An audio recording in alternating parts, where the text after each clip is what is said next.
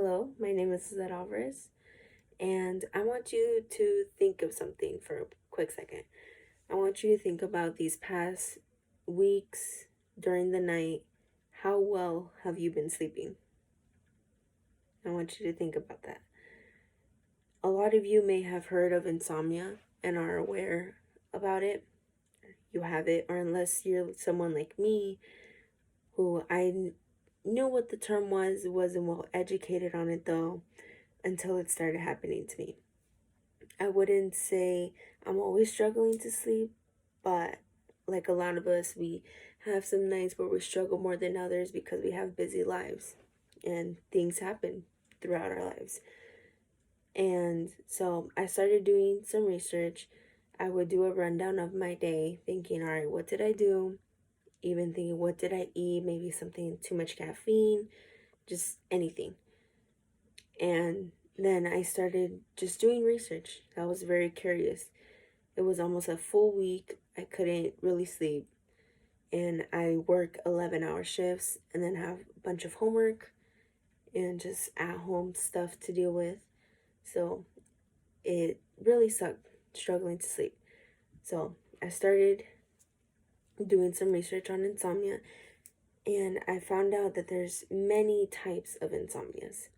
So there's a short-term insomnia, which is known as acute insomnia or adjustment insomnia. And this affects everyone from children to adults, and it mostly happens to affect women, especially it'll arise during pregnancy and menopause in women. Now the short-term insomnia is more associated with a stressful event comes up, such as the passing of a loved one, big changes in relationships or at work, even just a pandemic, for example, all of us, or a medical diagnosis to be exact.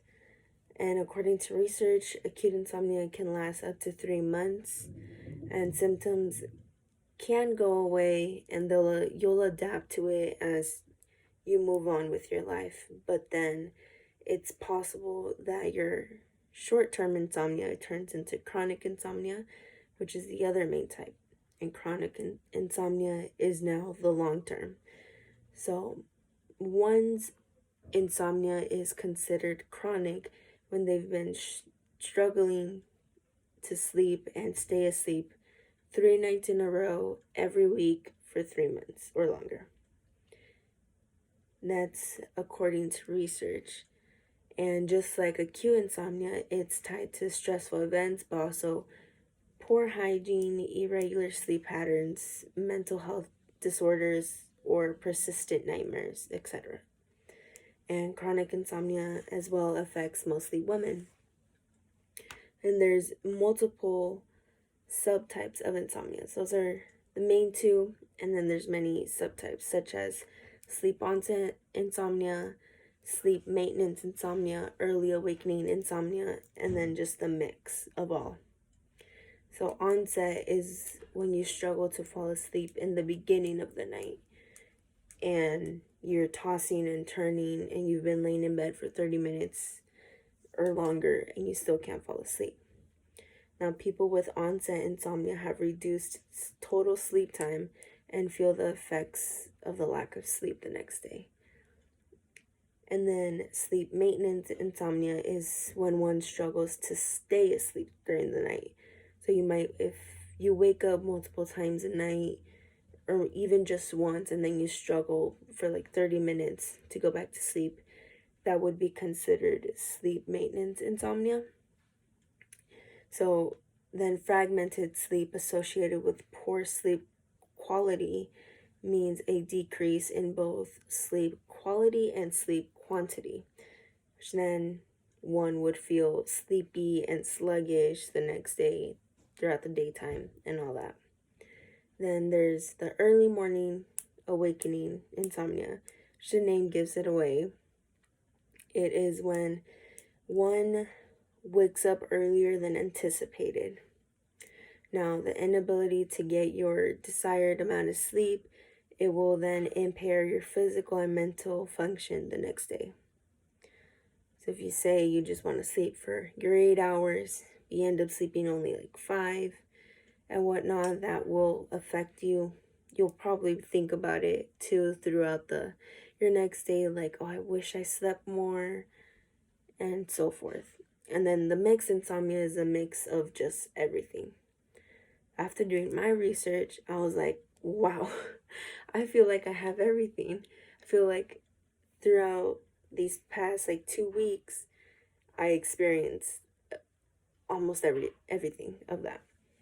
But since insomnia is such a broad term, that's why there's many subtypes.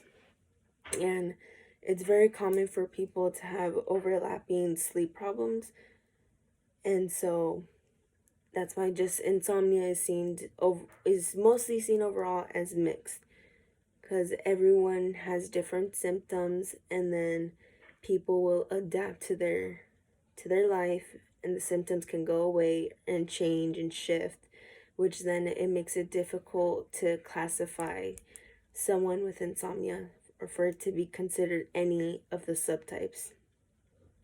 And researchers are working to identify like symptoms, health consequences, and treatments, and it's different again for everyone. It'll come down to your medical history even, and just your health overall. And there is no specific like this is the best treatment for insomnia. It just depends on the person. But there is various types of treatments, such as relaxation, so breathing exercises, muscle relaxation, meditation, or even there's some medicine for it. Could be prescribed one if it's something like you're really struggling with. You could be prescribed. You might be on a 2-week watch per se to see your sleeping patterns, what you eat. So medications such as melatonin will help you fall asleep. So they sell it in pills, they sell it in gummies. You can buy any other over-the-counter medication. And personally, I went out and bought melatonin gummies, and they have helped. Not gonna lie, they have helped. I went to Target like 15 minutes before they closed. It was about to be 10 at night. And then I got home, I popped 2 of the gummies in, like such a little kid. I wanted to get the gummies, and they've been working. So, like personally, that's just what has worked so far. Now, I don't want to get used to them. Just still want to try to sleep on my own. But that's what's worked out for me. Then also another thing, insomnia can also be affected by, for example, if you have anxiety or depression or other types of mental health disorders, insomnia will follow up from that. And then maybe your anxiety gets better, your depression gets better, but insomnia won't always just go away. It could either make it worse, or it will just bring along something else. So I just want to leave you all with this information, and hopefully we can all get some good sleep. And some of you may be like, oh, I have all of them, or I already knew which one I am. Or again, if you were like me and weren't educated, you're just like a little bit mind blown about everything. It's a lot to take in, and as I mentioned, researchers are still trying to figure out and studying just all the types of subtypes of insomnia and all the symptoms and how different people are reacting and stuff.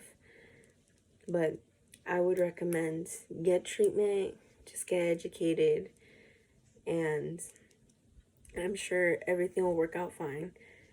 I'm still seeing that on behalf of me. Still working on it. But yes, so thank you for your time.